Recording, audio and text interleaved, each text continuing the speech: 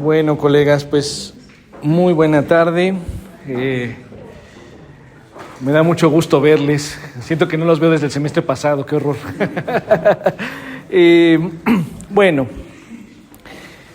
estábamos entonces en la primera de las conferencias de Husserl. Un poco quiero retomar desde ahí para que nos quede claro uno de los conceptos que es básico de la fenomenología husserliana, que es precisamente el concepto de la epogé, justamente, ¿no?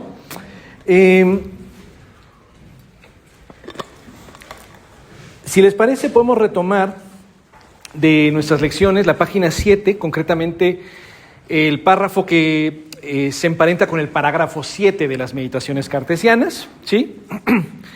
En esta página 7 de la primera lección, Husserl... simplemente retomo para que tenga sentido este pasaje, ¿no? Ha venido diciéndonos Husserl que hay toda una exploración filosófica que se le debe a Descartes, que si uno quiere filosofar auténticamente, casi que tiene que aprender lo que el método cartesiano ha enseñado, ¿no? Que es poner en duda las opiniones, etcétera, etcétera, etcétera, ¿no? Hay esta reinterpretación, de hecho, de Descartes, ¿sí? Ya nos había hablado previamente de cómo Descartes da el giro hacia la subjetividad trascendental, así le llama el propio Husserl. Aunque uno lo lea, aunque leas a Descartes, no vas a encontrar que diga con esas palabras estas cosas, pero es la interpretación que Husserl está haciendo de este filósofo francés. Y ya un poco nos ha dicho que parte del proceso cartesiano es pues obviamente poner en tela de juicio, ¿no? Dudar de todas las posibles fuentes de las ciencias. Aquí hay un dato que diferencia a Husserl de Descartes. A diferencia de Descartes, quien quería dudar de todas las opiniones que pudiéramos formularnos, ¿sí? Dudar de las opiniones que pudieran ser falseables, esta es un poco la cosa, ¿no? Husserl, a diferencia de Descartes, lo que busca es cuál es el fundamento, qué es aquello que sustenta los saberes científicos. Entonces, a él le preocupa más bien tratar de comprender en qué se sostiene el conocimiento de la ciencia, ¿sí? Y por ello, un poco como Descartes, Husserl lo que está tratando de hacer es comprender y cuestionar el origen mismo del conocimiento, que presumiblemente es el antecedente de la ciencia. Y por ello está recurriendo al esquema cartesiano, aunque se va a diferenciar de él en lo que viene, vamos a ver eso justamente, ¿no? Entonces, este parágrafo 7 o esta página 7, lo que nos cuenta es lo siguiente, ¿no? Cuenta Husserl: entregándonos a esta cuestión en la meditación, parece ante todo presentarse como de hecho la primera en sí de todas las evidencias y como apodíctica la de la existencia del mundo. A ver, aquí hay que retomar y recordar una cosa fundamental. Para Husserl, criterio de verdad es la evidencia. ¿Ok? La evidencia. Ahora, tenemos muchos problemas con la palabra evidencia, ¿sí? Estrictamente Husserl parece estar entendiendo por evidencia el sentido más, permítanme decirlo de esta forma, el más natural, el más inmediato que el término mismo intenta expresar. Evidencia es literalmente lo que está evidence, a la vista, lo que se ve a simple vista. Y claro, hay que metaforizar esto de lo que se ve a simple vista. O sea, no estamos diciendo que evidencia solo es lo que veo con los ojos literalmente, sino que evidencia es lo que capto con claridad, ¿sí? Lo que capto con claridad inmediatamente. Eso es la evidencia, ¿sí? Por ejemplo, si ahora les digo, piensen en el número 2 y captas el 2 en tu mente, estás viéndolo con evidencia, aunque no sea con los ojos. ¿Se entiende lo que digo? Entonces, la idea de evidencia aquí significa lo que capto inmediatamente, claramente, directamente, con ojos o con la mente. Eso es lo que significa la evidencia. ¿Hasta aquí vamos bien? Entonces, para Husserl, este criterio de verdad, ¿sí?, es lo que le va a dar solidez al conocimiento en su conjunto, ¿vale? Cerramos, por favor, la puerta tantito, please. Entonces, aquí lo que está planteándonos Husserl, por eso, es, repito lo que leí, ¿sí? Entregándonos a esta cuestión de la meditación, parece ante todo presentarse como hecho de la primera en sí de todas las evidencias y como apodíctica la de la existencia del mundo. ¿Qué es apodíctico, colegas? ¿Se acuerdan? Ya habíamos hablado de esta palabra. Apodíctico. Que no tiene salida o una solución, ¿no? Eso es aporía. Se parece, por el apo. Pues apodíctico tiene pod, que es de pie, entonces es como algo fundamental, ¿no? Sí, pero no es tanto por lo del pie. Apo tiene que ver, sí, también con el prefijo de desde, digamos, ¿no? Apo. Dixis, apodeixis sería en griego antiguo. Apodíctico, pero curiosamente sí tiene que ver con eso. O sea, es algo fundamental, pero en un sentido particular. Espérame tantito. ¿Cómo? Sí, eso es una característica. Lo apodíctico suele ser necesario. Suele ser necesario. ¿Ibas a agregar algo más, Juan Carlos? No, o sea, yo pensaba así como esta fundamentación en tanto que es algo que está, o sea, y aquí, o sea, otra vez lo del pie, ¿no? O sea, que está en contacto con el suelo. O sea, y por okay. Eso es como fundamental, como algo que sostiene a todo lo demás. Ok. Mira, podría ser, fíjate que no lo había pensado de esa manera, pero tiene sentido. Apodíctico, literalmente lo que quiere decir es innegable. Apodíctico es lo que tiene presencia tal que si lo niegas eres un necio o un estúpido. ¿Sí? O de a tiro, pues alguna facultad no la tienes. ¿Sí me sigues? Entonces, por ejemplo, es de día, esto es apodíctico. Es de día. ¿Sí?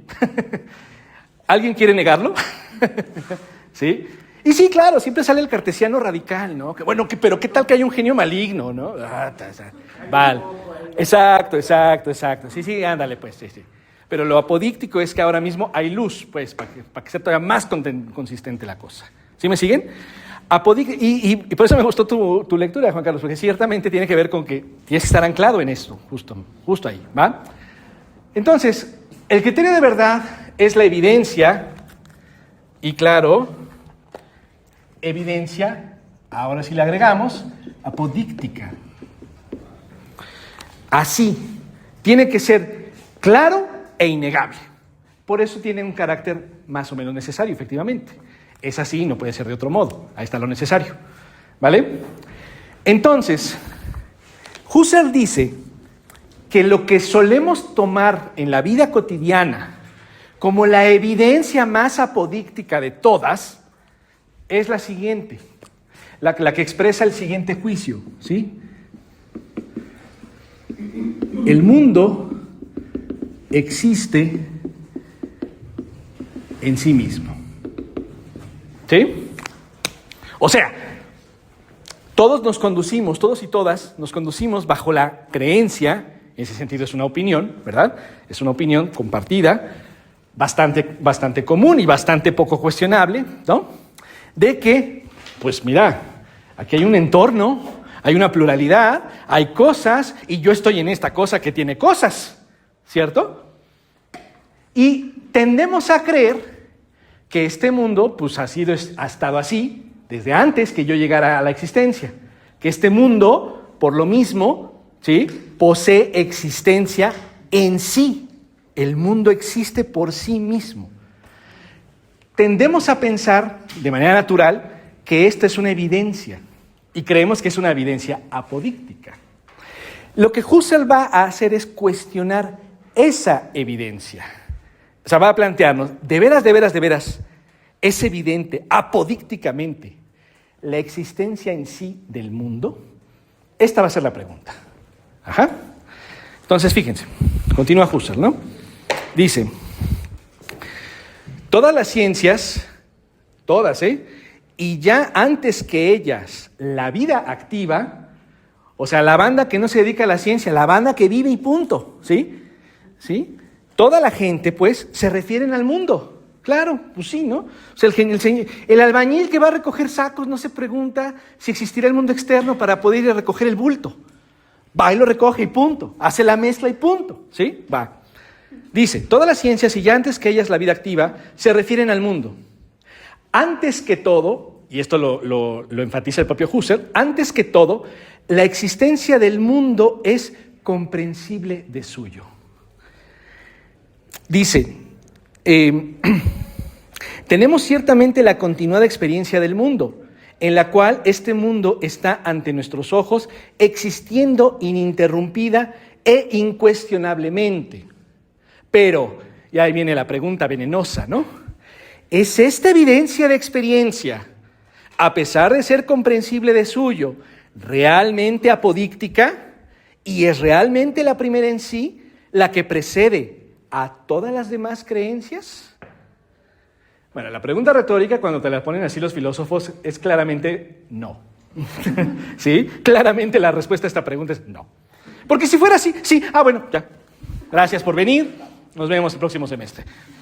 No, claramente, es una pregunta retórica en el fondo. La respuesta es no, ya sabemos que no. ¿Sí?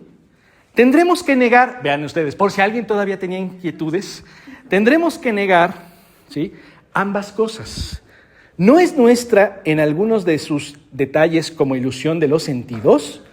¿No ocurre que aún el nexo entero de experiencia que puede abarcarse con la vista unitariamente resulte desvalorizado como mero sueño? Aquí como que ecos cartesianos, ¿no? No vamos aquí a tomar en consideración el intento que hizo Descartes por probar la posibilidad de pensar el no ser del mundo. Intento guiado por una crítica demasiado descuidada de la experiencia sensible. O sea, no vamos a poner genios malignos, ya, tampoco, ¿sí? Dice el buen Husserl. Nosotros mantenemos solamente que con vistas a una fundamentación radical de la ciencia, la evidencia de la experiencia requiere primero, en todo caso, de una crítica de su validez y de su alcance, y que por ende no nos está permitido tomarla como incuestionable e inmediatamente apodíctica. De acuerdo con ello, no basta poner fuera de validez a todas las ciencias que nos son predadas y tratarlas como prejuicios.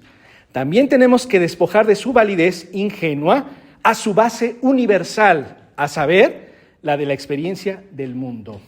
El ser del mundo no puede ser ya para nosotros un hecho comprensible de suyo, sino solamente él mismo un problema de validez. ¿Sí? Bien. A ver, observen que cuando hablamos de criterio de verdad, ¿sí?, lo que primero puse fue uno de los dos elementos que deben estar en el criterio de verdad. O sea, no basta que algo sea evidencia, tiene que ser evidencia apodíctica, innegable. Entonces, cuando yo formulo esta expresión, esta proposición, el mundo existe en sí mismo, que sería una proposición que diríamos de manera cotidiana, común y corriente. Cualquier persona te va a decir, pues sí. O sea, si lo pongo como pregunta, ¿el mundo existe en sí mismo? La respuesta casi siempre cotidiana es, pues claro que sí, obvio, ¿sí? Y lo que pasa es que efectivamente tenemos evidencia de la existencia del mundo. Lo podemos ver ahora mismo. Pero de lo que no tenemos evidencia, y sobre todo apodícticamente, es del ensimismo de ese existir. ¿Sí? No podemos garantizar la persistencia ontológica del mundo. No podemos. ¿Por qué no podemos? Bueno, la respuesta rápida y económica, que complementaría lo que acabamos de leer, es que pues no podemos por la simple y llana razón de que somos finitos. Lo que hacemos es proyectar como presuposición la continuidad y la antecedencia del mundo. Colegas, nadie de los aquí presentes ha experimentado el Big Bang. Nadie, ni Lemaitre, que fue el que postula la teoría. ¿Sí? Acuérdate, el obispo belga, ¿sí?, que expone que el universo se está expandiendo y que todos los físicos dicen, ¿cómo crees? Es que es obispo, claro, catolicismo, maldito. Y resulta que es el más sensato de los esquemas, ¿sí? Ni Lemaitre vivió el Big Bang, no lo ve en estricto sentido. Tiene unas mediciones y a partir de las mediciones lo que hace es deducir, y deducir no es evidenciar, deduce que el universo se debió expandir. se debió empezar a expandir. ¿Por qué? Porque claro, si yo hoy, 6 de abril, veo que el universo está hasta este lugar de mis manitas y lo reviso en un año más y ahora está así, pues incrementó. Pero como tuvo que incrementar en relación con un punto fijo, porque si no, no tiene sentido hablar de incremento, ¿verdad? ¿Sí? Entonces, si incrementa, supongo que tuvo que haber un punto desde el cual se empezó a medir el incremento. Por ello digo, el universo se ha expandido. Pero lo que acabo de hacer es una deducción, no una evidencia. Nadie ha evidenciado lo que antecede del cosmos, del mundo. Nadie. ¿Sí? Pero operamos como si fuese así. Y la ciencia progresa asumiendo sus supuestos. ¿Sí? Pero son supuestos, no evidencias apodícticas. ¿Sí? Nadie, por más que hayas visto Jurassic Park, Jurassic World, Jurassic Park 2, Jurassic World Park, Jurassic Park World, nueva generación, nadie ha escuchado cómo carajos le hacía un tiranosaurio rex, si es que eran así. Nadie ha visto eso. ¿Sí? De un esqueleto no puedes decir, claro, la carne que tenía encima era cafecita. Gruesa, así espesa, ¿no? De esas como de cocodrilo, porque el dinosaurio más cercano que tenemos es el cocodrilo. O el dragón de Komodo. ¿Sí? Entonces fantaseamos, pero fantaseamos, no evidenciamos. ¿Sí? Nadie ha evidenciado que el neandertal vivía de cierta manera, por mucho que hayas visto películas, series, documentales, Discovery, National Geographic. Nadie ha visto eso, nada. No quiere decir que no haya sido el caso, ¿eh? Lo que quiere decir es que no puedes asumir que eso es certeza. No quiere decir que eso tampoco sea falso, pero no es evidencia apodíctica. Y por tanto, no puede ser fundamento seguro del saber científico. Esto es lo que está diciendo Husserl. Con mayor razón, ojo, el mundo existe en sí mismo. No, lo que podemos observar es que hay mundo. Bueno, ya me deconstruí, estaba poniendo munda yo. Hay mundo. Si podemos hacer eso, ya me dice aquí Juliet. Muy bien. Hay mundo o munda, ya si quieres, ¿para qué? Ya. Hay mundo, ¿sí? Hay donde hay subjetividad. Esta es la única evidencia que tenemos. O sea, del hecho de que yo no pueda decir que el mundo en sí mismo existe, de eso, yo no puedo afirmar que el mundo en sí mismo existe. Pero de que no pueda afirmar esto, no se sigue o no se debe concluir, entonces no existe el mundo. No, tampoco. Tampoco. No se sigue eso. ¿Sí? ¿Sí? Lo único que puedo decir es que ahí donde hay sujeto, ahí aparece un mundo. Ojo, esto tampoco significa que el mundo es producido por el sujeto. No. Podemos hacer una analogía para entenderlo. Ahí donde abres los ojos aparecen imágenes, lo cual no significa que tu ojo hace las imágenes. Tu ojo opera y capta imágenes, proyecta imágenes, como lo quieras ver. ¿Sí? Pero no es estrictamente hablando la causa de la imagen. ¿Sí me siguen? Ahí donde hay sujeto, hay mundo. Es todo lo que evidente y apodícticamente podemos decir. ¿Sí? Es imposible que ahí donde haya sujeto no corresponda a un mundo. No hay manera de que alguien pueda decir, no, ¿sabes qué? Yo estuve una vez en una experiencia subjetiva en donde no había nada alrededor, ni mi cuerpo. Cámara, man. O sea, sí, presta para estar igual, hijo, porque al chile sí quiero estar solo un rato, ¿no? O sea, no hay manera.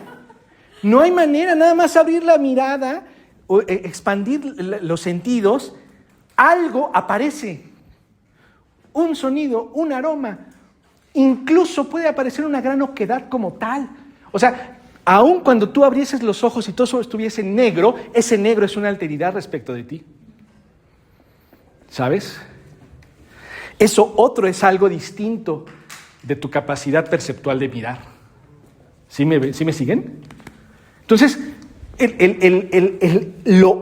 lo que podemos concebir como mundo siempre ocurre ahí donde sucede la subjetividad. Lo cual no nos compromete, ni compromete a Husserl, de hecho, y él lo va a enfatizar, con declarar que el mundo es producto del sujeto. Es un codarse, vamos a decirlo así. ¿Qué pasó? Es como diferente con Descartes, ¿no? Porque Claro. como que se va por la hipótesis esta de que el mundo es producido por un origen maligno. Claro, bueno, eso es para contraargumentar la posibilidad de que la certeza esté en las matemáticas o en el conocimiento de la lógica, ¿no? Pero claro, después cuando acude a la idea de Dios, ¿no? Lo que hace es ejecutar la explicación de un agente que eficientemente hace al mundo, produce al mundo. O sea, es que Descartes quiere explicar que el mundo tenga lugar y en ese sentido que algo lo haga y por ello recurre a Dios, ¿sale? Husserl no hace eso porque no le interesa explicar o justificar la realidad material de aquello que llamamos mundo, ¿sí? O sea, no me importa tal. Exactamente, sino que lo que le interesa es mostrar por qué nos aparece siempre mundo, qué opera en la subjetividad para que aparezca el mundo, ¿vale? ¿Se entiende lo que estoy planteando? Mínimamente, ¿sí? Ojo, porque aquí, claro, es muy parecido al famoso desafío escéptico de la modernidad, ¿no? O sea, pruébame que el mundo externo existe. O sea, Husserl no se va a meter en ese problema. Lo que va a decir es que es irrelevante que tú busques la existencia en sí del mundo. Absolutamente irrelevante. Y con esto hay que dar un paso más, que no lo está diciendo explícitamente Husserl. Lo que le da validez al conocimiento, colegas, no es la realidad efectiva del mundo. No es que se corresponda a lo que conocemos con materialmente lo que está allá afuera. Lo que le da validez al conocimiento es que en el modo en el que nos aparece el mundo, opere ese aparecer como lo estamos entendiendo, aunque no sea así en sí mismo. ¿Sí me estoy dando a entender? Dicho con un ejemplo muy concreto, más inmediatito. ¿El mundo en sí mismo tiene los colores que percibimos? La respuesta a esa pregunta es ¿quién sabe? Y te digo que no importa. No importa. Porque incluso podemos combinar nuevos colores en tanto que haya subjetividad que los combine. El sentido está en la relación del sujeto con el aparecer que no es el mismo. Y no importa si lo que aparece es en sí o no real. No importa. En esta primera etapa de Husserl, el sentido no depende de la realidad efectiva del mundo, sino que el sentido es el vínculo entre el sujeto y el objeto, para decirlo de una manera muy general. Nada más. ¿Sí me estoy dando a entender? Sin embargo, aquí les voy a adelantar, y es un spoiler fenomenológico, Husserl va a terminar cayendo en la tentación, porque todo mundo le cuestionaba, los marburgianos, los neokantianos, pero la cosa misma, ¿sí? Tiene que ser de alguna forma en sí. Fue tan dura la presión que Husserl termina por ceder, que debe haber algo materialmente allá afuera. Y por ello la fenomenología genética es un empeño por tratar de explicar cómo se introduce la cosa a la subjetividad. Y lo lleva a otros problemones, ¿sí? Pero en este primer momento Husserl me parece que es más fecundo porque elude el problema. O sea, no me importa cómo sea el objeto en sí. Es decir, dicho de otra manera, que fue como la pregunta de Quine, ¿no? O sea, ¿cómo es el universo desde ningún punto de vista? ¿A quién le importa? Si no nos importa ningún punto de vista, ¿para qué lo buscamos? ¿Sí me siguen? Es como buscar, ¿cuál es la cura del cáncer que nadie va a saber usar? ¿Qué? Es que así de estúpida la pregunta, ¿sí? Es decir, lo que importa es la relación que tenemos con eso otro. El sentido es lo que importa, no la realidad efectiva. ¿Sí me siguen?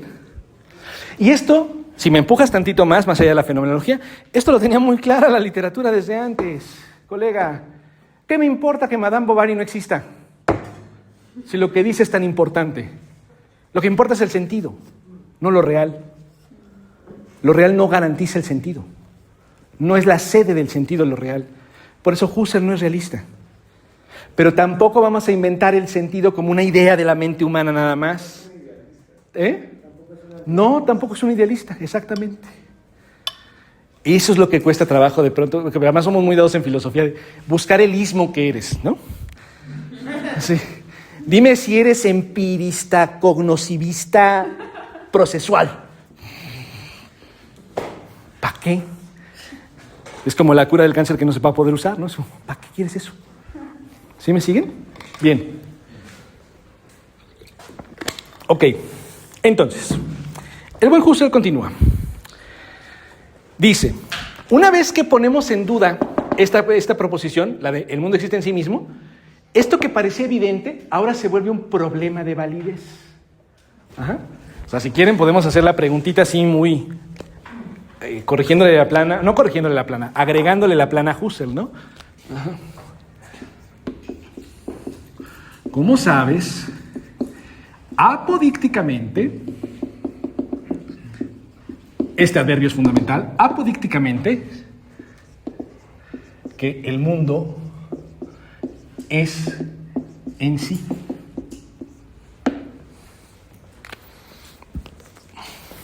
¿Sí? Miren lo que son las cosas. Nunca dejo de notar, y esto no es una cosa que muy original mía, ya voy a aludir no por falacia, sino por honor, en realidad, a un gran fenomenólogo que es Miguel García Baró, filósofo español vivo todavía, ¿sí? Gran conocedor y traductor de Husserl, y que él sugiere, y yo estoy muy de acuerdo, digo, yo llegué por mis caminos, pero coincido con él porque llegamos al mismo punto, y estoy muy de acuerdo con García Baró en que lo que tenemos en estas primeras conferencias es una demostración de que Husserl es una especie de Sócrates del siglo XX.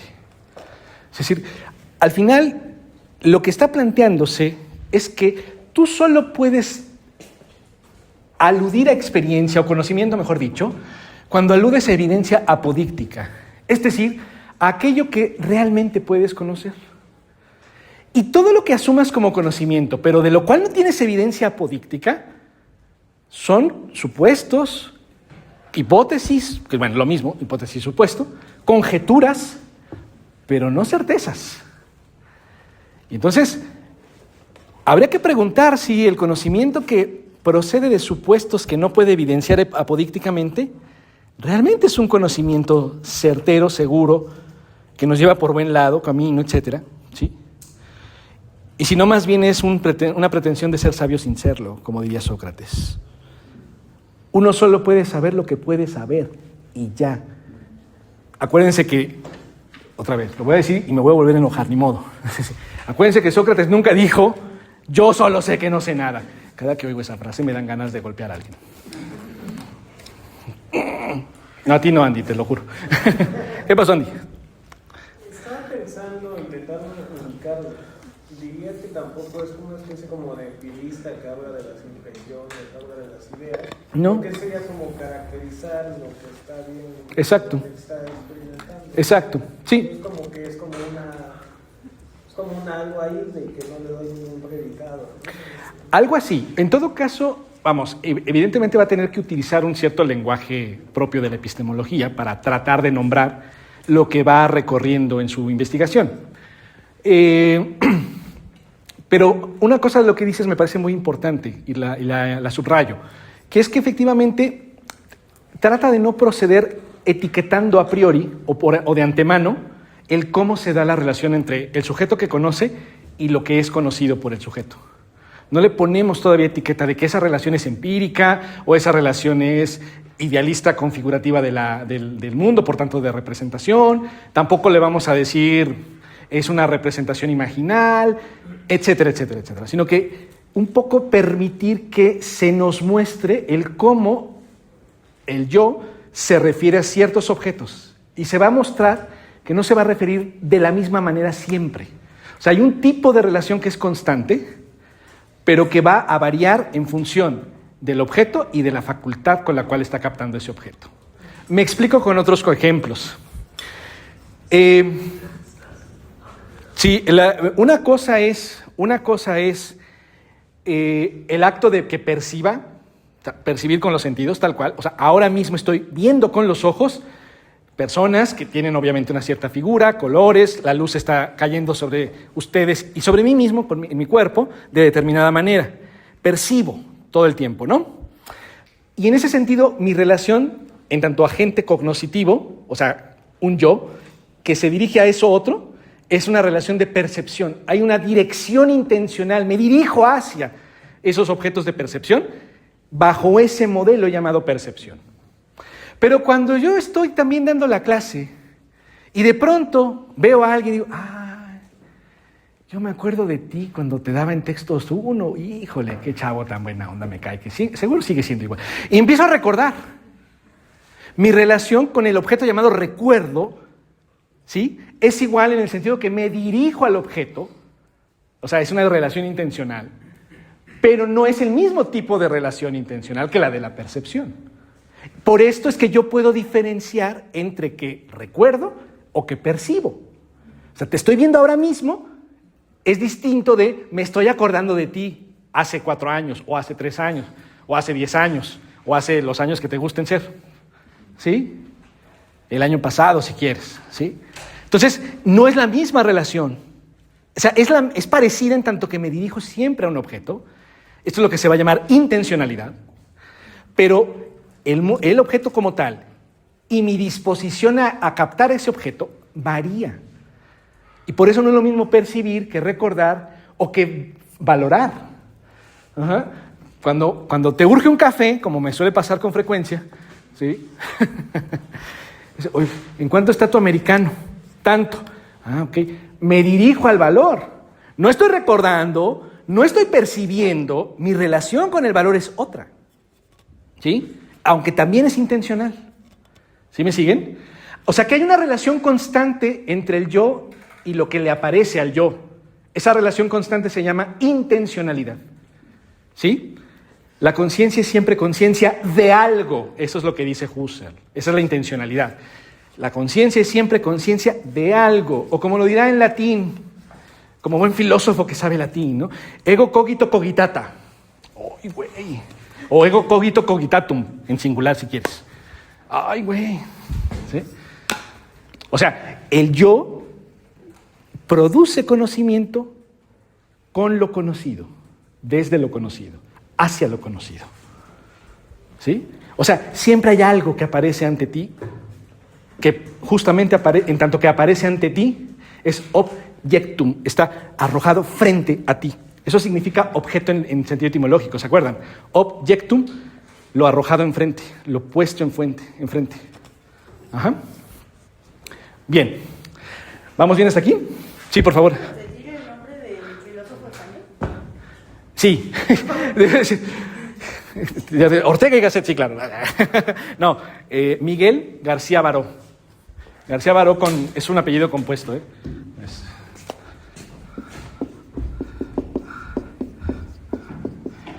Y ya entrados en gastos, el otro grande de esta generación,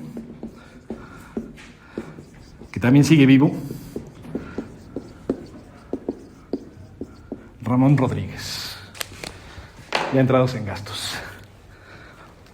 A estos dos señores hay que leerlos si les interesa. Bueno, también hay otros más, pero son de la siguiente generación. Javier San Martín, ay, Dios mío, se me fue el otro, que es muy bueno también. ¿Quién es su segundo apellido? ¿De quién? De Ramón. No, Ramón Rodríguez. No, ponle ser y tiempo. Uh-huh. Bueno, ¿hasta aquí vamos bien? ¿Dudas? Bien, entonces, dice Husserl.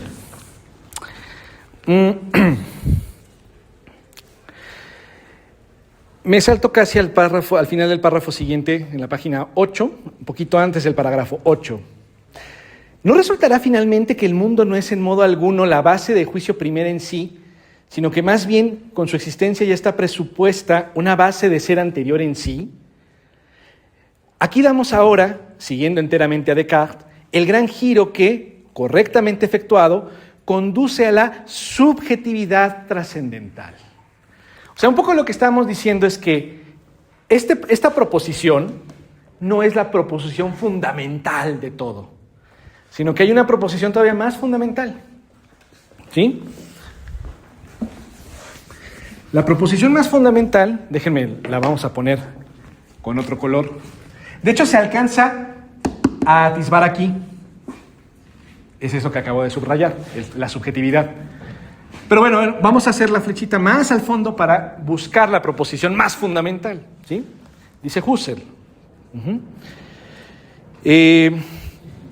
Ok, aquí siguiendo a Descartes, llegamos a la subjetividad trascendental. Dice, el giro hacia el ego cogito como base última y apodícticamente cierta sobre la cual ha de fundarse toda filosofía radical.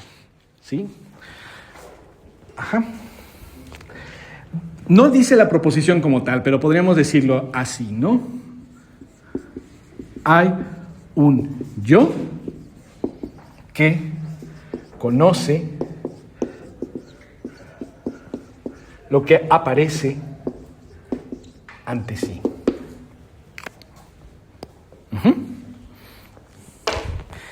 El otro día, o sea, ayer, ayer estaba viendo una película. Y entonces, les presumo mi domingo, ¿no? Y entonces se me ocurría, fíjense ustedes, cómo lo evidente es el mejor lugar para que se te escondan cosas, ¿no? Me quedé pensando, porque en la película centran la cámara en una fotografía, ¿no? Entonces estás viendo la foto, va. Y me quedé pensando, mira qué curioso, ¿no? En toda foto, no importa si es meramente para recordar un lugar, una persona, un evento, o es hiperartística, así como desenfocada, lo que sea, ¿sí? En toda foto siempre hay un elemento que está ahí, pero no sale en la foto. ¿A qué me refiero? Dile, Lucas. El camarógrafo, claro. El sujeto que capta eso. Exactamente. ¿Se fijan? No importa el acto representativo, incluso lo puedes pensar en la pintura. Es más, Las Meninas de Velázquez en ese sentido es fantástico, ¿no? Porque es una conciencia de dejar plasmado por reflejo al que no aparece en el cuadro. Ya cuando lo piensas así, dices, oye, no, sí sabían cosas en el mundo antiguo. Bueno, no es tan antiguo, ¿no?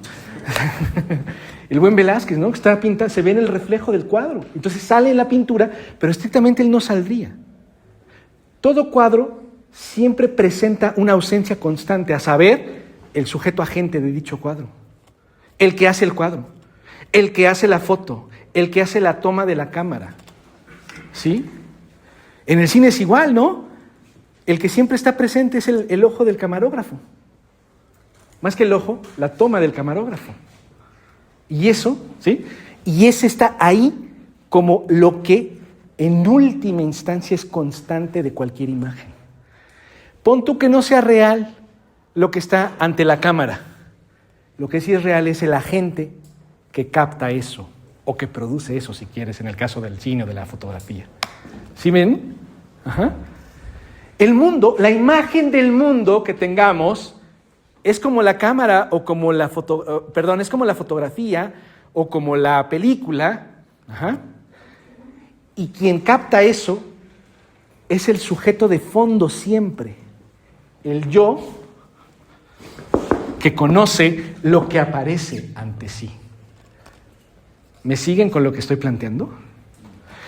Y el caso de la cámara, tanto la fotográfica como la de video, me parece muy, muy interesante porque, digo aquí, perdonen, no soy experto ni en fotografía ni en cine, lo declaro abiertamente, pero algo que me parece siempre muy interesante es que también se cumple el criterio que decíamos hace rato.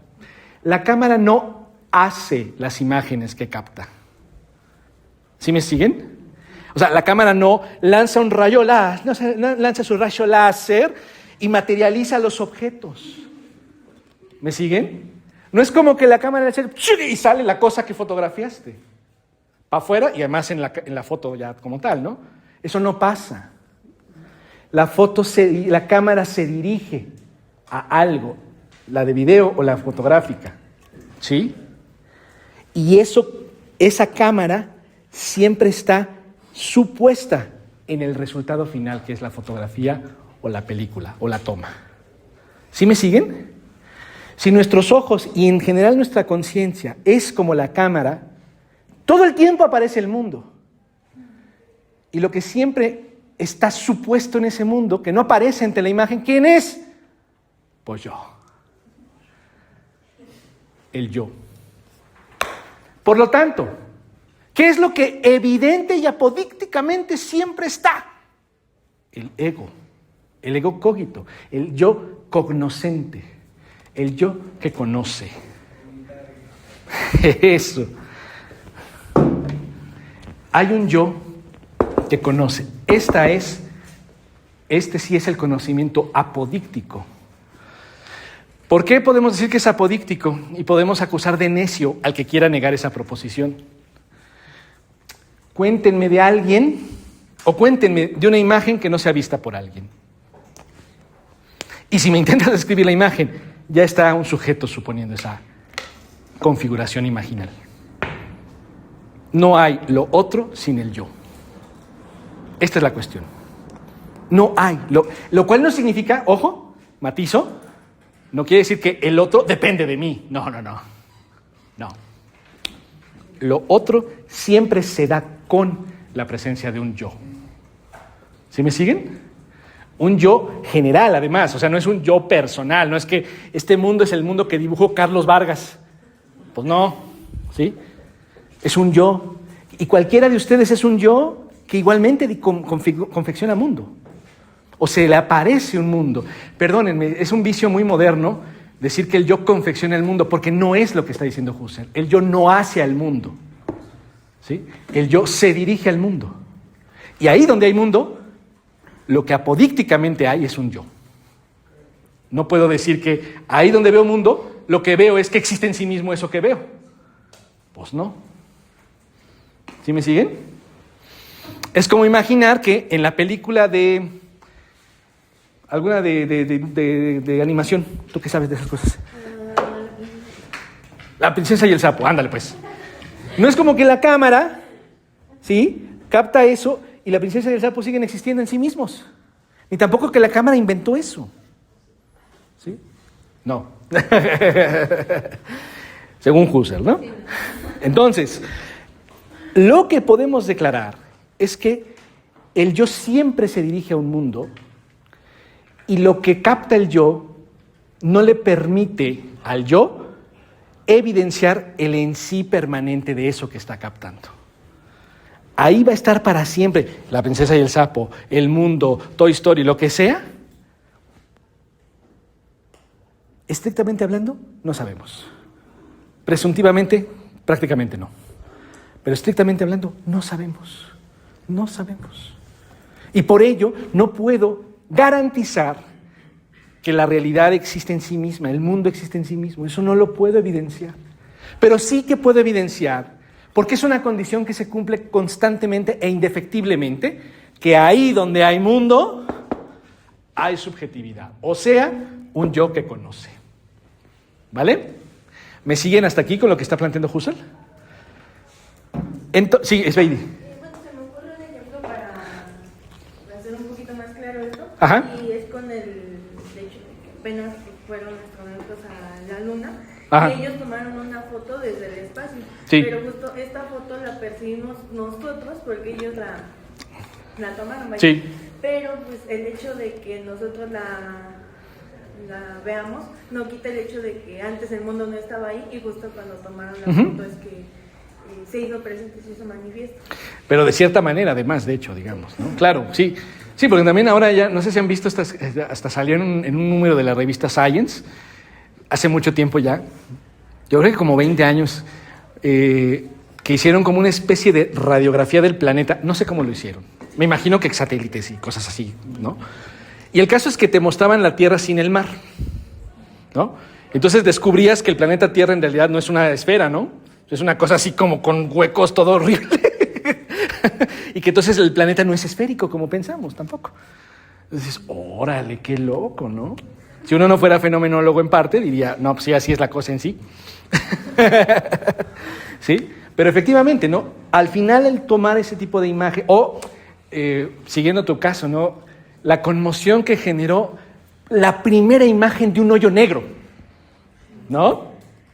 Entonces así fascinante la cosa esa con una especie de arco como dorado, ¿no? Y entonces estamos viendo el hoyo negro ahora sí, por fin, ¿no? Pues chance. Entonces pon tú que sí, físico. Capaz que sí. Pero ve tú a saber. ¿Sí me siguen? Y estrictamente, cuidado, los cálculos pueden operar sin necesidad de que sea así o no el hoyo negro. Fíjense ustedes qué curioso, ¿no? O sea, la ciencia hoy en día, colegas, también este es un tema interesante de filosofía de la ciencia, me imagino yo. La ciencia hoy en día no tiene la intención de describir cómo es la realidad. La ciencia, de hecho, incluso proyecta cómo podría ser y más bien lanza mediciones para ver qué sí es y qué no es el caso. Pero, en definitiva, la ciencia ya no está para describirnos cómo está el cosmos. Eso era el siglo XIX. Desde el siglo XX, con la revolución en física, lo que vino en química después, y lo que está pasando en biología, lo que tenemos es otra configuración del quehacer científico. Y no tiene nada que ver con ver si así es la realidad. No, ellos proyectan. Y más bien, si la experiencia, comillas, experiencia, confirma la proyección, ellos reafirman que ya iban adelante. Porque supuestamente la foto del hoyo negro ya había sido proyectada por lo menos 50 años atrás por las ecuaciones que estaban haciendo los físicos. ¿Sí me siguen? Entonces no es que descubrimos el... No, ya lo sabíamos, en teoría. En teoría, literalmente. ¿Me siguen? Pero otra vez, o sea, un poco Husserl lo que está diciendo es, bueno, sí, pero ese saber está constantemente apoyado en suposiciones. Por eso, estrictamente, tiende a ser endeble o falseable. Bajo ese esquema, por ejemplo, tiene sentido un Karl Popper. El principio de falsabilidad opera porque, de hecho, el conocimiento científico se basa casi siempre en cosas que no puede evidenciar apodícticamente. Y, por tanto, si lo vuelvo falseable, algo de importancia tendrá. ¿Ok? Husserl estaría en desacuerdo con esas posturas. No, pues que yo quiero un conocimiento que sí funde y que no pueda ser falseable. ¿Me siguieron? ¿Dudas hasta acá? Por favor. Sí, bueno, nada más porque todos estos ejemplos que ponemos me están llevando como a otras cosas. Todo esto que estamos hablando lo estamos hablando dentro de un campo epistemológico, ¿no?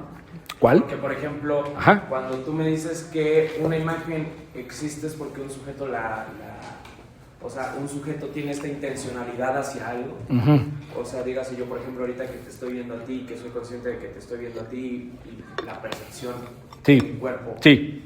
O sea, todo mi medio, ¿no? Sí. Y aquí igual, o sea, como que retomo un concepto del cine, que es el montaje. Ajá. Entonces, muy bien. Hasta donde entiendo todos estos ejemplos que has puesto, hay una noción de montaje, ¿no? O sea, okay. Si hay una foto, o sea, en el momento en el que yo fotografío lo que sea, aunque sea lo más trivial o abstracto, sí. Hay un proceso de montaje, ¿no? O sea, hay un encuadre. Ajá. O sea, hay una porción de la realidad que se vuelve materia fotográfica. Ajá. Pero... O sea, y eso pienso en que toda esta parte es hasta cierto punto consciente, ¿no?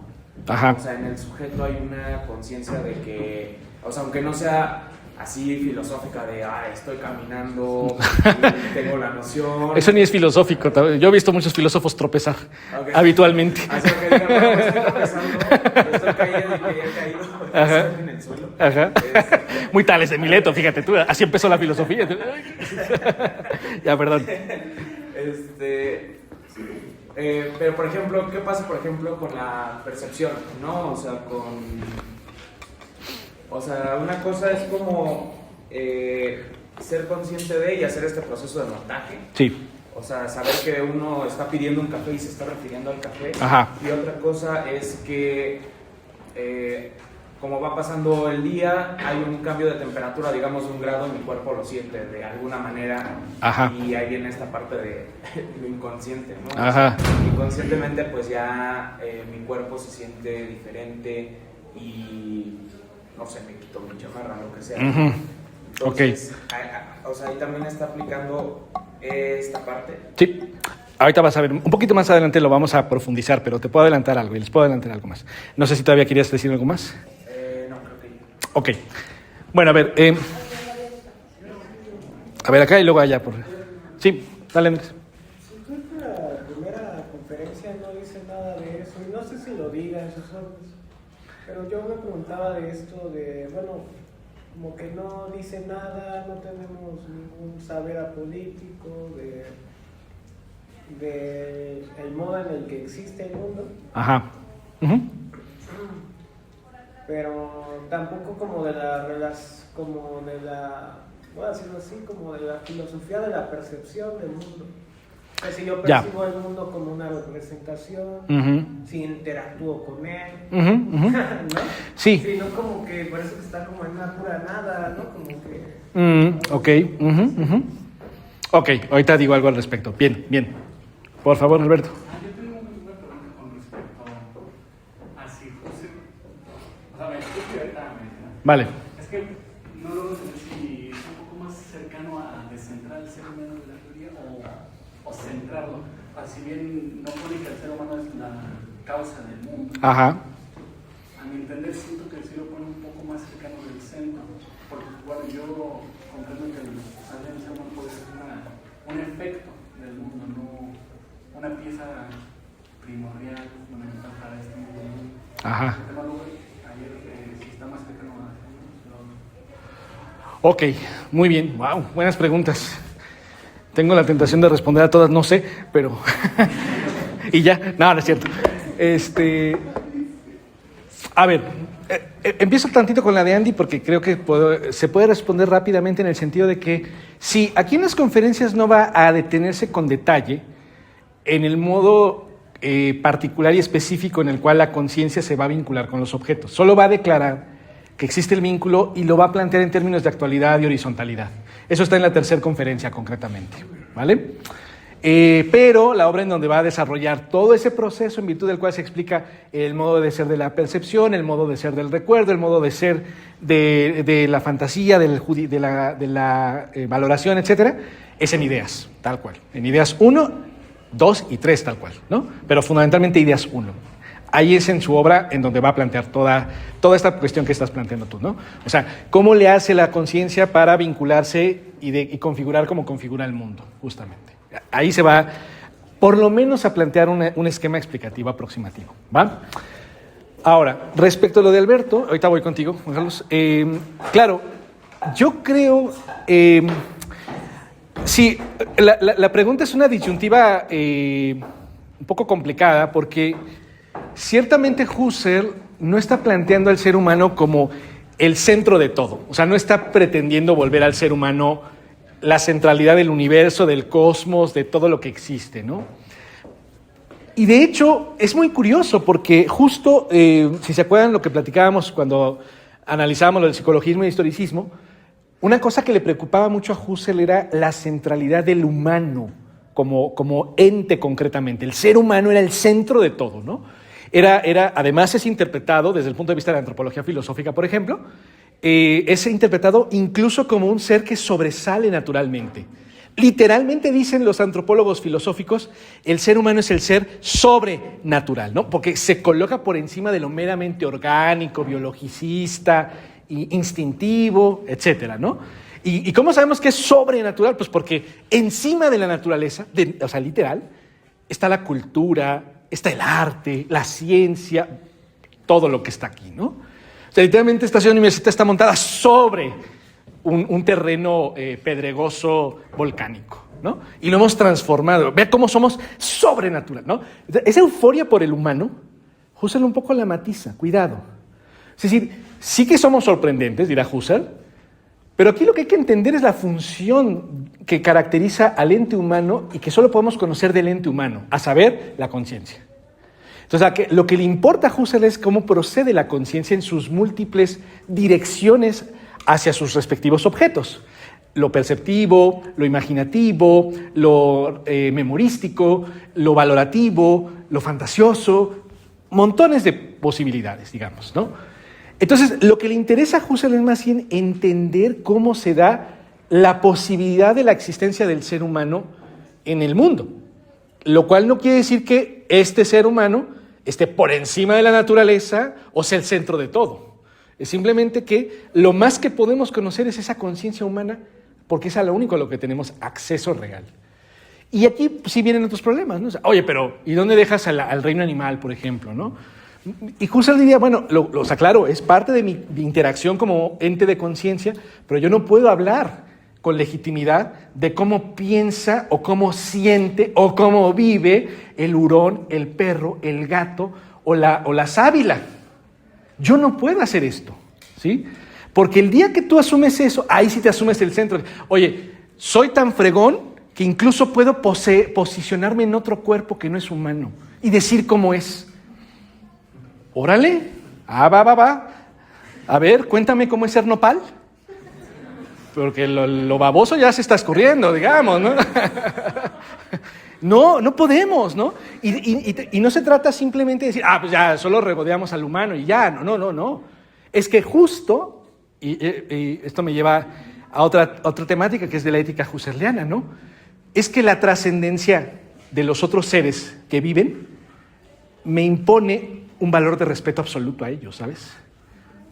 Y llega el punto de poder postular que incluso dos seres humanos van a poder interpretar las cosas diferentes según sus experiencias. Sí, claro. Sí, y lo interesante de esto es que Husserl va a reconocer que perfectamente la diferencia de opiniones es perfectamente comprensible para las dos conciencias. O sea, no estoy de acuerdo, pero justamente no estoy de acuerdo porque te entiendo, en virtud de que entiendo a qué te refieres, entiendo el modo en el que te refieres a ello, entiendo lo básico, aunque discrepe por mi constitución valorativa. Uh-huh. Sí, claro. Entonces sí, o sea, le interesa incluso todo el mundo de la cultura, de la política, de la sociabilidad, pero tras entender nuestra manera de funcionar como seres de la conciencia. Husserl, por ejemplo, ahorita voy conectando lo de Juan Carlos, él no va a aceptar el concepto de inconsciente. Inclusive, por ahí tiene algunos pasajes, creo que nombra a Freud como 4 veces en toda la obra, hasta donde yo he leído. Me falta mucho por leer porque les digo que está larguita la obra de Husserl. Pero hasta donde he leído en las obras principales, nombra a Freud como 3 o 4 veces y un poco displicentemente, ¿no? Dice, bueno, sí hay un señor, también austriaco, que habla del inconsciente. Yo no sé a qué se refiere con eso. Porque para Husserl lo que interpretan como inconsciente es una relación de conciencia hacia su objeto que tiene que ver con una pasividad, ¿sí? Es decir, Husserl, digo, de aquí me estoy adelantando muchísimo, pero la relación que tiene la conciencia con los objetos es de intencionalidad. Pero cuando hablamos de intencionalidad, cuando hablamos de intención, normalmente lo que pensamos es que deliberadamente tengo la intención.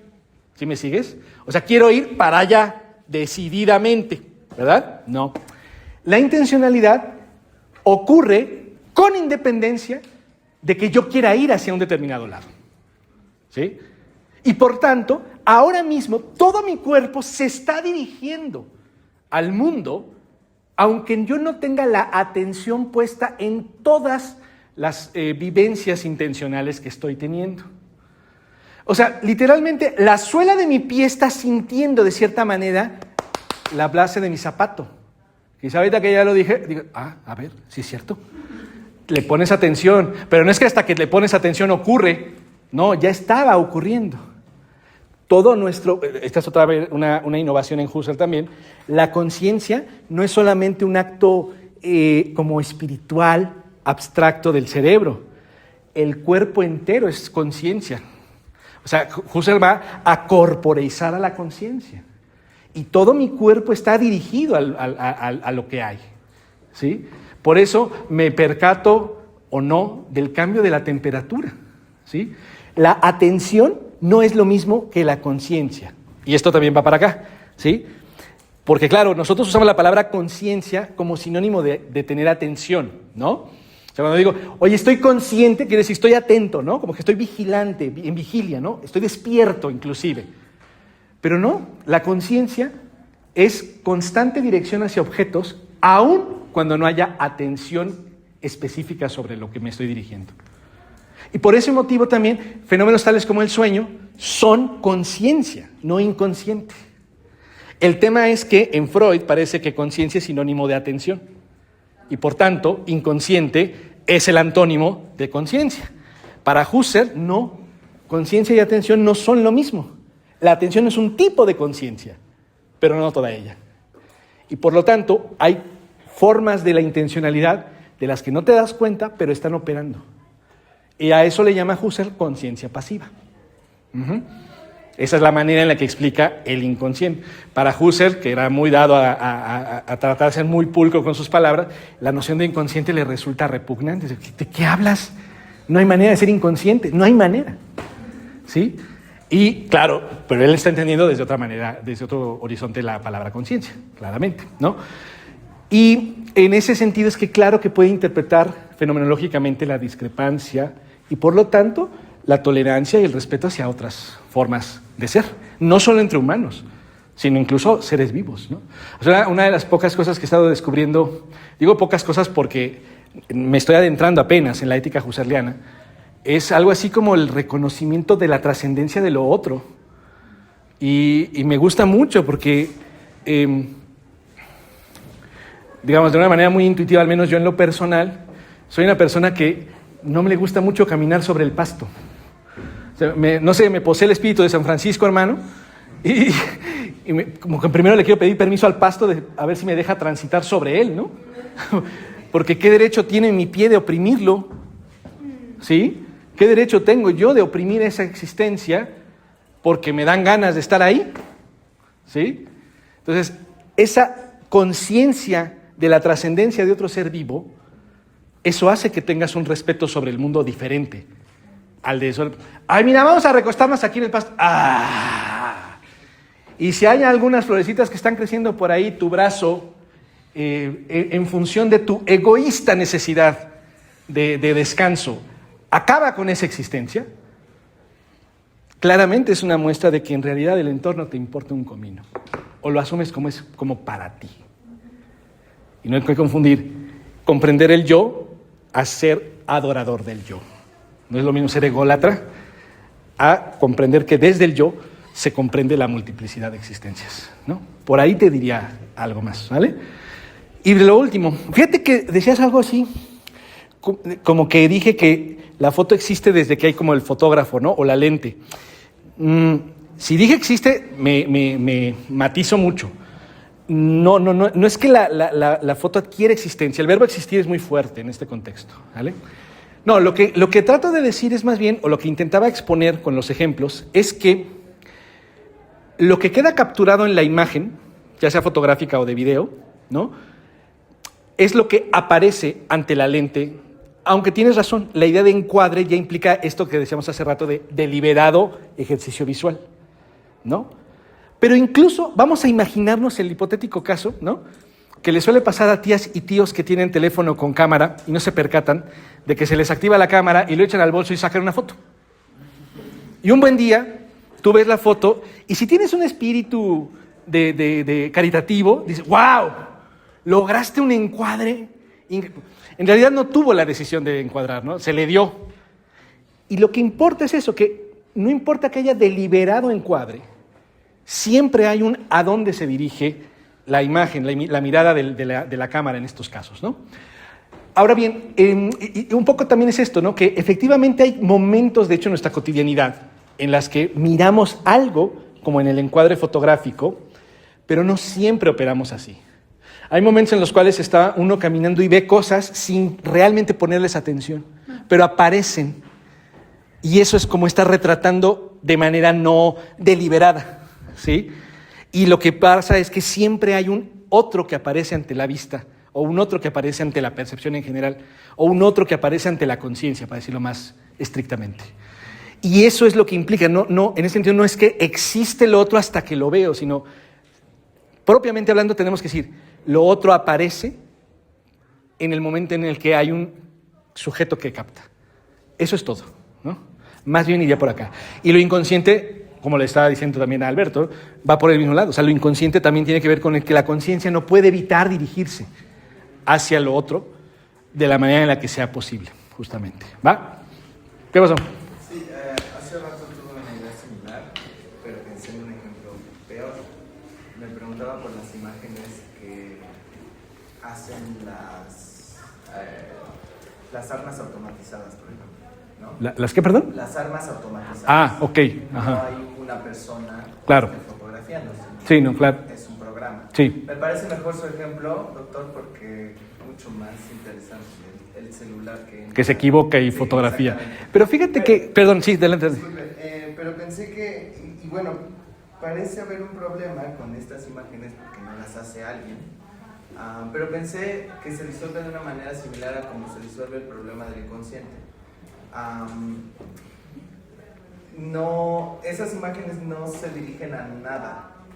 O sea, ciertamente no hay intención o intencionalidad en esas imágenes. Entonces, si bien uno puede construir un ejemplo artificial como el de las armas automatizadas, donde hay imágenes que nadie ha hecho y arguir a partir de eso que ahí hay una otra cosa que existe con independencia de que alguien lo vea, creo que no es en realidad un problema, porque no es, si bien eso existe en una base de datos, no aparece. Exacto, ante una conciencia, alguien la vea, claro. A ello. Claro.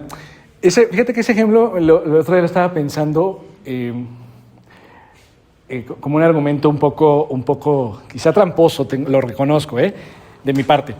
En un diálogo que tuve alguna vez con un Foucaultiano convencido del gran hermano y que toda la sociedad visual y de control y todo, ¿no? Y le dije, pues sí, o sea, la mera verdad es verdad. Tenemos cámaras por todos lados hoy en día. Deja tú las armas, ¿no? Que me imagino que te refieres como a los drones, ¿no? Que vuelan y van grabando y tal. Sí, claro.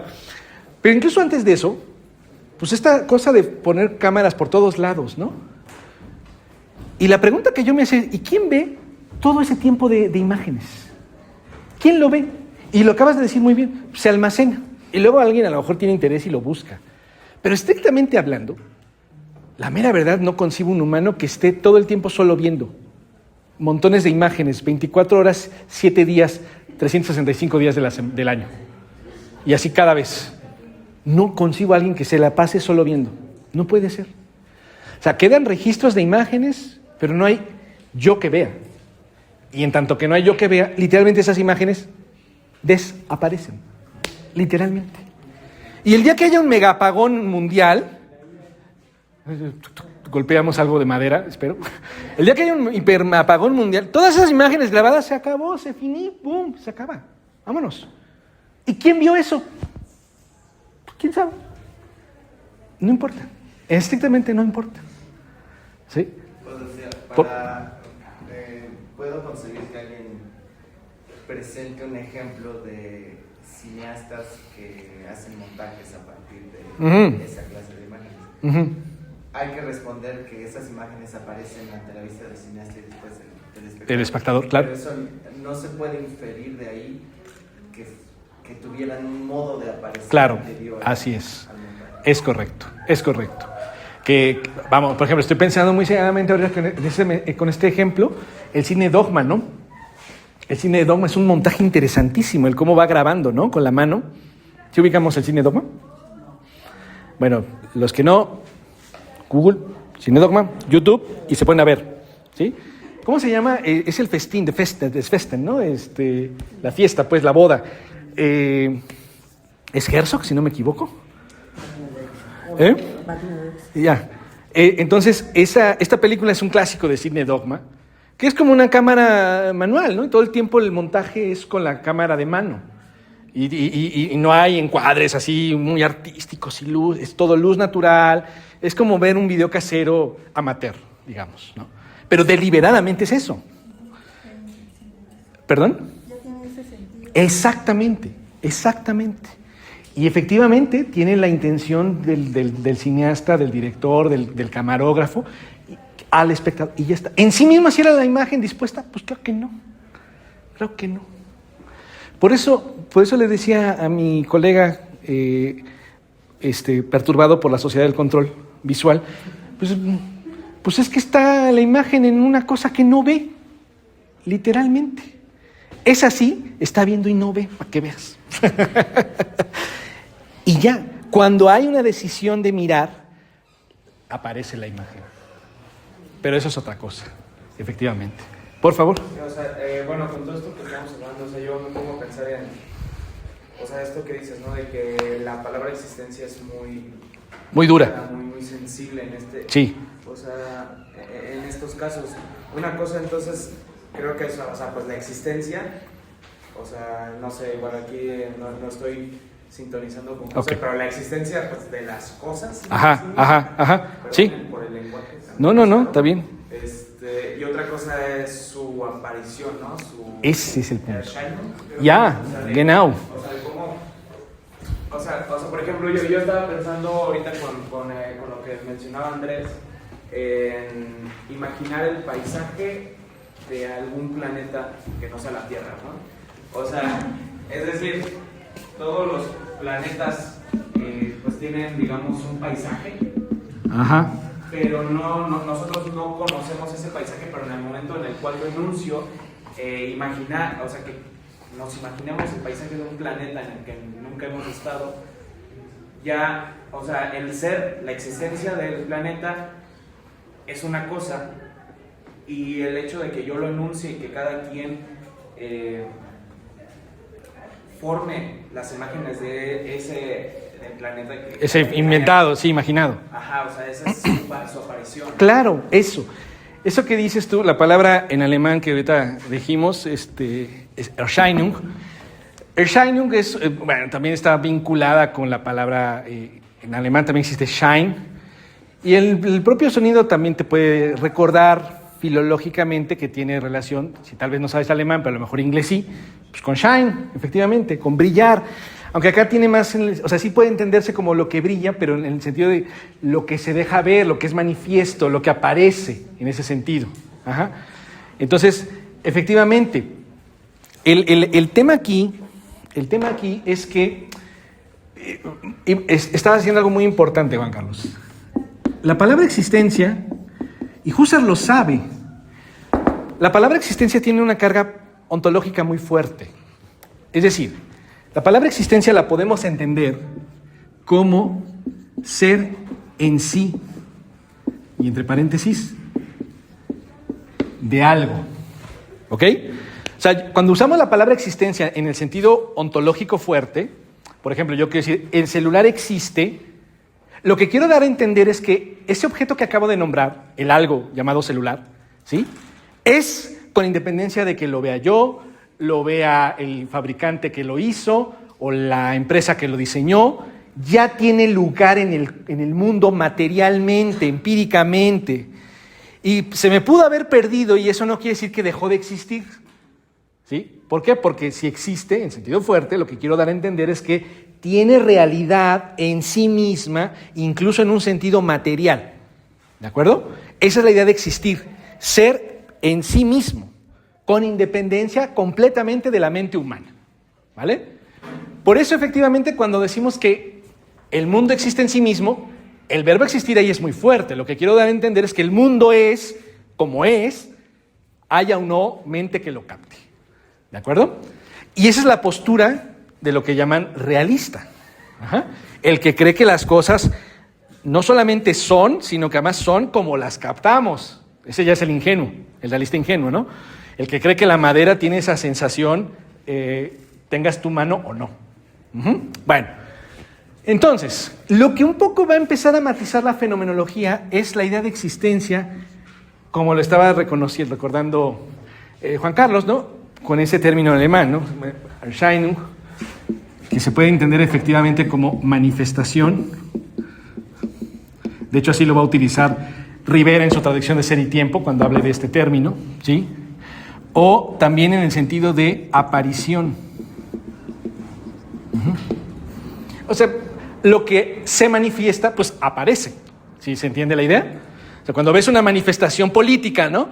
Vamos a reclamar porque no nos han dado comedores dignos. ¿No? Y se hace una manifestación. Y ahí vamos todos. ¿Sí? Pues claramente la manifestación aparece. Todo manifestar es un aparecer. ¿Sí me siguen? Y viceversa. Todo aparecer es manifestación de. ¿Se entiende? Bueno. En ese sentido, efectivamente, también podemos entender existencia, pero es un sentido un poquito más relajado. Es decir, existir o existencia se entiende o se puede entender como aparecer. ¿Sí?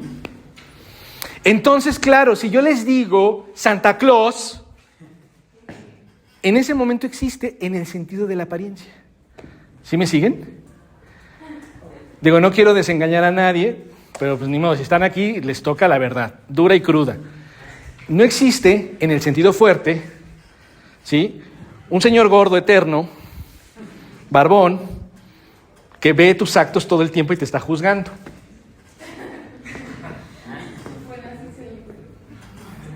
Un señor barbón eterno que ve tus actos y te está juzgando.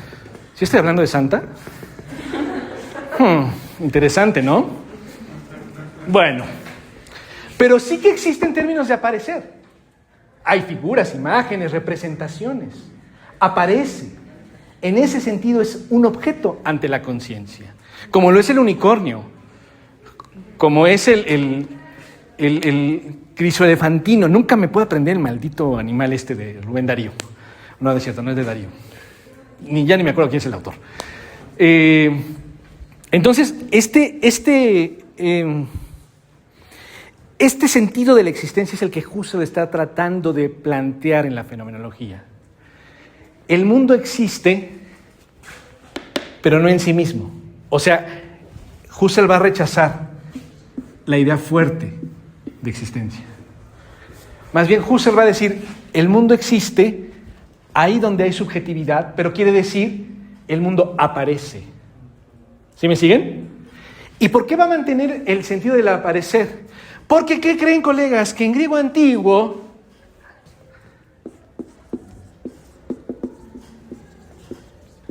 la palabra phenomenon, que da origen a la palabra fenómeno, ¿sí?, en alemán también Phänomenen, tal cual, fenómeno significa aparecer. De aquí que, tras poner en duda esta proposición y llegar a esta otra, lo que podemos reconocer de la primera proposición, perdón, es que, en todo caso, el mundo es fenómeno. ¿Sí? Ahora, ojo con todo esto que estamos diciendo, porque la tentación de la mente realista que tenemos todas y todos es muy natural, es muy habitual, ¿no? Porque nuestra mente tiende a pensar de manera ingenua también en dicotomías. Si no es sí, entonces es, ¿ven? Rapidito, blanco o negro, perfecto. Nadie piensa marrón, nadie piensa magenta, sea el color que sea ese. Yo tengo daltonismo lingüístico, me dicen el nombre de un color y no sé cuál es, salvo los primarios, ¿sí? Magenta es rojo, ¿no? Magenta es rojo.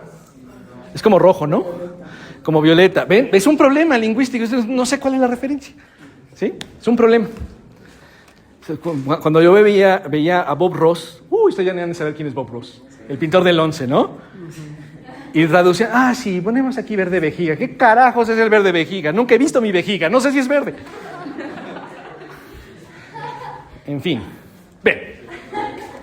Como pensamos en dicotomías, pensamos, claro, si algo aparece o si algo es apariencia, entonces no es cosa en sí. Entonces, si algo es apariencia, pero no es cosa en sí, entonces la apariencia no existe. ¡Ah! Y si fenómeno es apariencia y apariencia es no existencia, que el mundo es fenómeno, quiere decir que entonces Husserl dice que el mundo no existe. Llevo 1:30 tratando de explicar que no es así. Porque el mundo no es blanco o negro, sí o no. Tampoco es realidad o apariencia. En el aparecer se abre la posibilidad de que tal vez sí sea en sí así, tal vez no. Pero lo que no puedes negar es que aparece.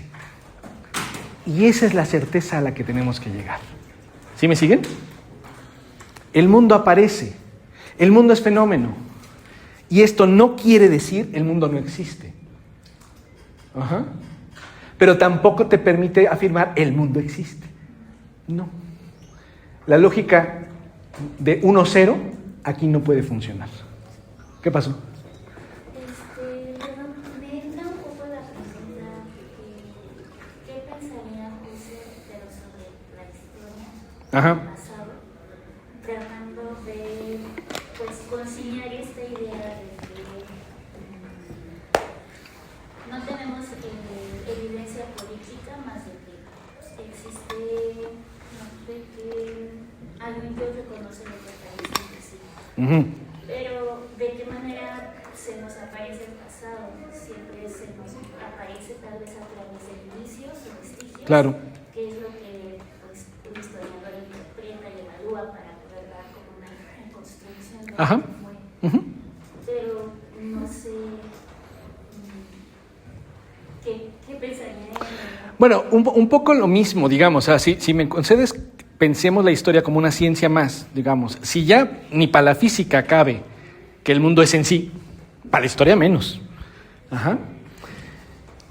Y claro, ¿no? Otra vez como que la interpretación, la dicotomía nos lleva a decir, pues entonces si la historia no me dice cómo fue el pasado en sí, entonces todo es interpretación, ¿no? Y nos volvemos nietzscheanos todos. Digo, no está mal, pero tampoco es así.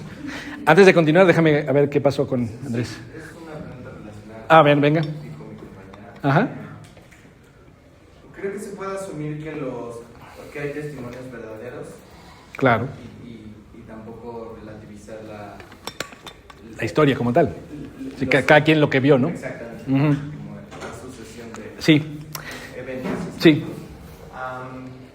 Pero tengo la pregunta sobre qué clase de objetos son en la filosofía de Husserl los testimonios.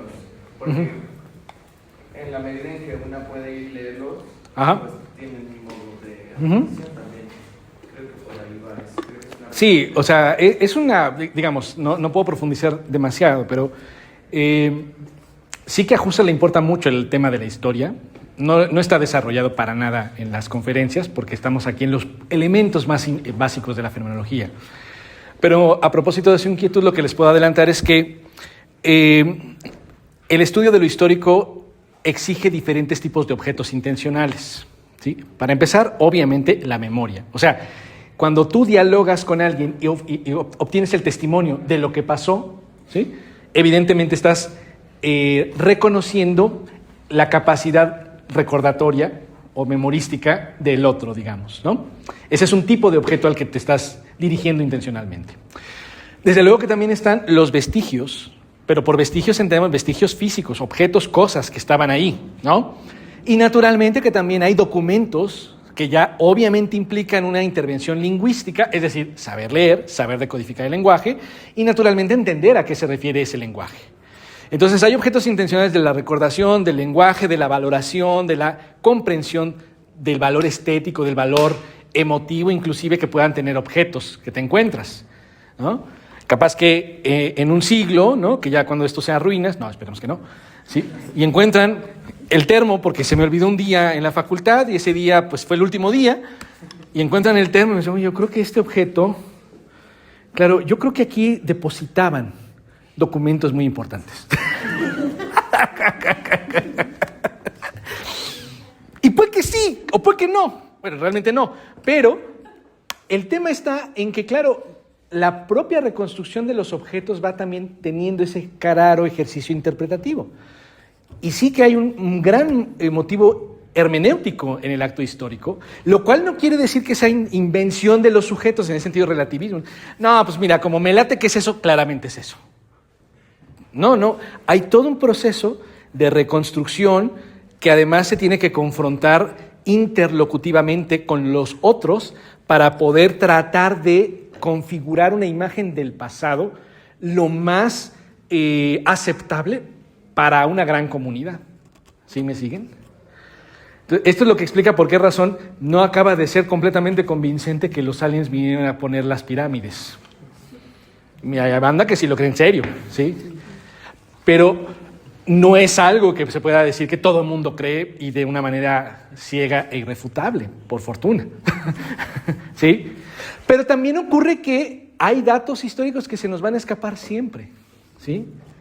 Es decir, y sin embargo reconstruimos el pasado de formas aproximativas. Y eso le confiere un carácter objetivo a lo histórico. Es decir, hay un tipo de lógica que se conoce como lógica abductiva, si no me equivoco, ¿no?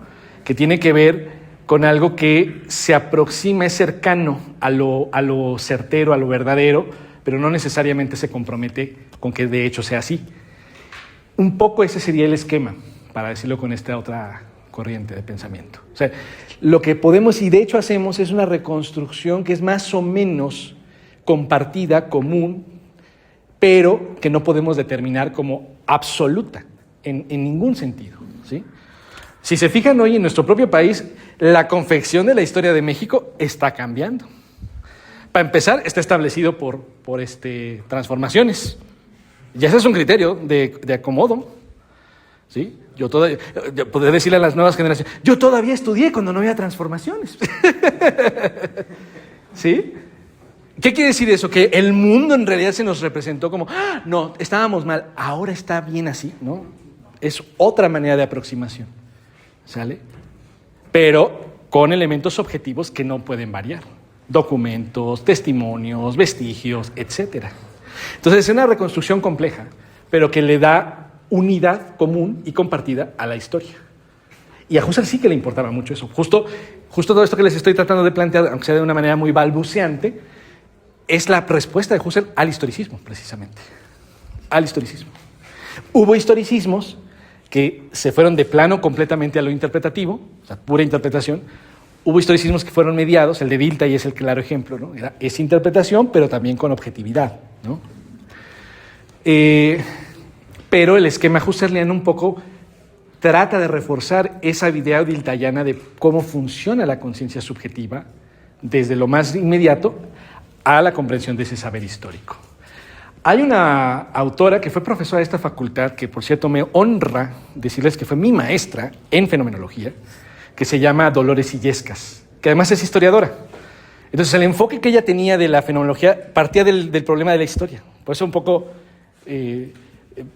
tengo la fortuna de poderles hablar un poquito de cómo se plantearía desde el punto de vista fenomenológico, aunque sea de manera muy inicial, el asunto de la historia. Y Dolores Illescas es como suena, I-L-L-E-S-C-A-S, Illescas. Exacto, Illescas Nájera. Extraordinaria, de verdad es una de las maestras más entrañables que he tenido, que me enseñó Husserl como nadie, la verdad. Le debo a ella prácticamente toda mi comprensión. Y no desmerito ninguno de los otros grandes husserlianos de México, entre ellos el propio Sirión, pero Illescas fue quien me enseñó mucho de todo esto, y ella tiene ese enfoque muy claramente hacia lo histórico. Hay un par de libros de ella que precisamente abordan el problema de la historia en la fenomenología. Si les interesa por ahí, ella es una autora garantía de ese problema, justamente, ¿no? Pero iría por ahí. No sé si más o menos les coloco un poco la cuestión. ¿Al resto? ¿Vamos bien? ¿Sí? Ok, va. Entonces el mundo es fenómeno. ¿Ya lo podemos borrar? Ah, ok, va. No, por favor.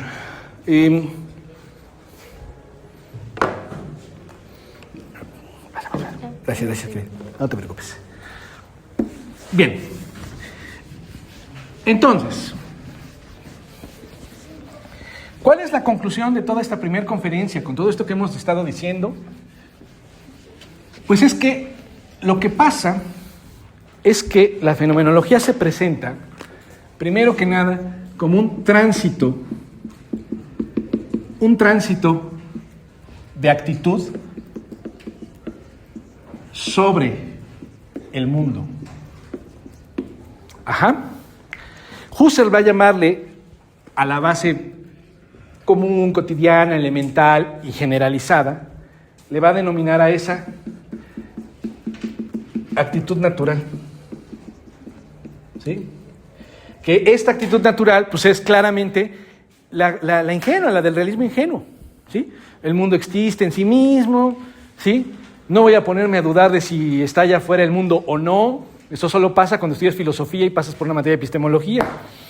¿Sí? Nadie en su sano juicio va al mercado y al entrar dice, pero sí estará todo lo de adentro o no. Qué raro, ¿no? Nadie dice eso. Entonces, la actitud natural es precisamente la que creencia en bueno, mejor lo voy a poner así, en el ser en sí del mundo. ¿Vale? Lo que va a decirnos Husserl es que, un poco lo que vimos en el pizarrón hace rato, la proposición, el mundo existe en sí mismo, nos va a decir Husserl, paso 1, ponle freno a creer que esa proposición es verdadera.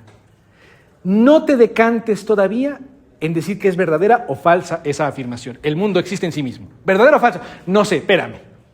Ese no sé, espérame, ese es el momento que vamos a conocer como epogé. Es la suspensión de dar por válida la existencia en sí del mundo o de dar por inválida la misma. Ajá.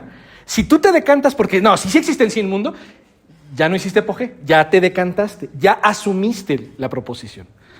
Y si tú te pones de negacionista extremo, y no, el mundo no existe en sí, ya te decantaste también, ya decidiste, ya no te detuviste, le has dado valor de verdad a esa afirmación, ¿sí? El acto previo a decidirte por una o por otra posición, el acto de contenerte en darle valor de verdad a la proposición, ese acto de contención se llama epogé. Es la famosa suspensión. Epogé. Es la de los escépticos, ¿no? La epogé. La epogé. ¿Sí? Y la epogé, que también han caracterizado como poner entre paréntesis, ¿no? Ponen entre paréntesis el ser en sí del mundo. No está diciéndote no existe el mundo. Te está diciendo no podemos saber si en sí existe o no el mundo. Eso es todo lo que dice la epogé. Y esa epogé permite llegar a la proposición apodíctica. Ahora sí. ¿Cuál es la proposición apodíctica?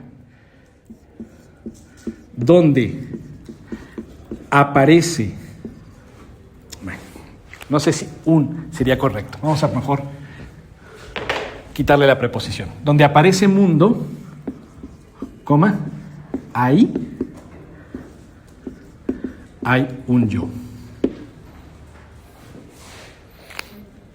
Entonces la epogé a lo que nos conduce es al reconocimiento del haber del yo. O sea, lo que nos conduce la epogé es precisamente al ego cogito. Y de una vez adelantamos, ¿no? Para Husserl, ojo, esto de acá no es igual a res cogitans. Descartes llega a esto. Y con orgullo y honor lo dice. La res cogitans es lo que no me puede negar el genio maligno, ¿no? Yo soy una cosa que piensa, dice. Y el problema no está en el yo ni el pensar, sino el ser cosa. Ese es el problema. ¿Por qué? Porque cuando tú dices res cogitans, el res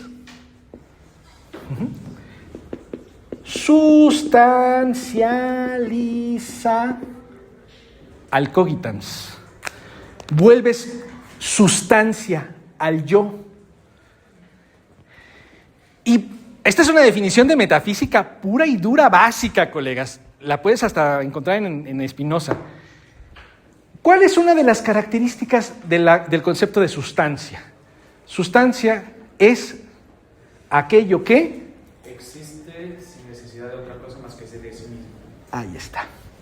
Sustancia es aquello que existe en sí y por sí, efectivamente. Pero hemos puesto en epogé el ser en sí. Por tanto, el yo no puede entenderse como una sustancia, porque si no, vuelves a tropezar con la misma piedra cartesiana. Una y otra vez, Cartesio tropieza con la sustancia.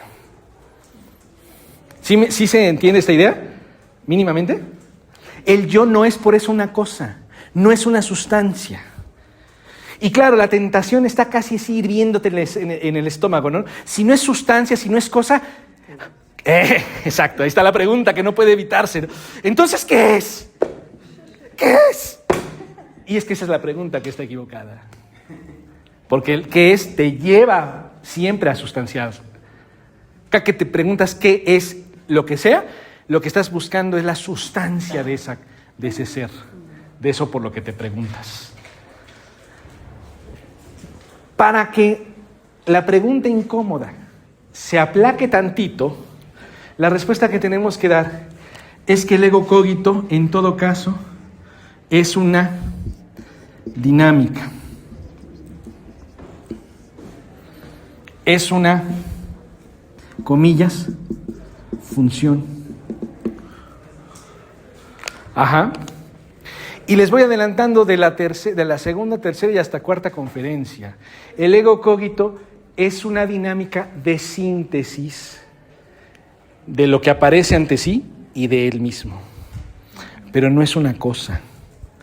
No lo vas a ubicar materialmente en el hemisferio derecho o en el izquierdo del cerebro.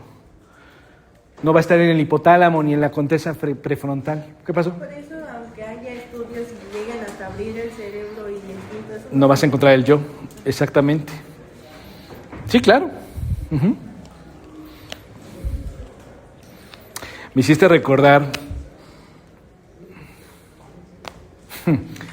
hiciste recordar que, bueno, dicen, ¿no? Yo no sé si sea verdad, la verdad tendría que confirmar el dato, pero es una cosa simpática.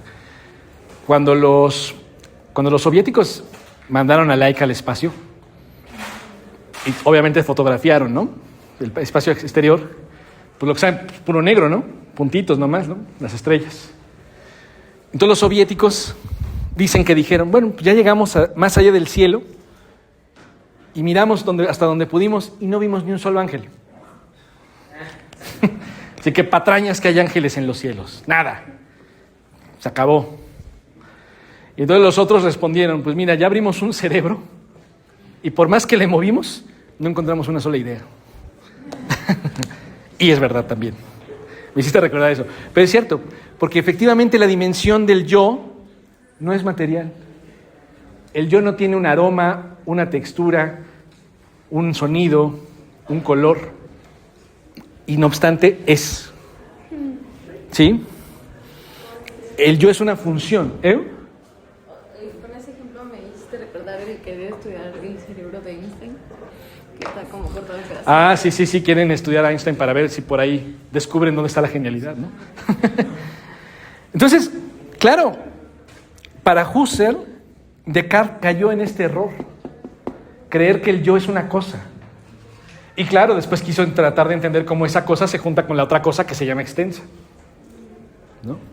Y en rigor, de lo que se trata es de entender esto tal cual como lo que aparece, a saber, como subjetividad trascendental. Por tanto, recorrer cómo es la subjetividad trascendental. Digamos que la subjetividad trascendental es toda una dimensión dentro del yo, o con el yo, mejor dicho, en uno mismo, ¿sí? Recorrer todo ese ámbito que se llama subjetividad trascendental, ese es el objeto de estudio de la fenomenología. Por eso se llama fenomenología trascendental. ¿Y cuál es el objeto de estudio en concreto? El sujeto. ¿Qué es el sujeto en este contexto? Ya con esta me despido. El sujeto, ¿qué es? Conciencia intencional. ¿Ok? O sea, el yo siempre se dirige a algo. El yo siempre se dirige a algo. Y este algo es lo que convencionalmente llamamos objeto. Lo puesto enfrente. ¿Todo objeto es igual? No. Hay diversidad de objetos. ¿Sí? Pero de eso hablamos la próxima. Vale. Gracias, chicos. Gracias.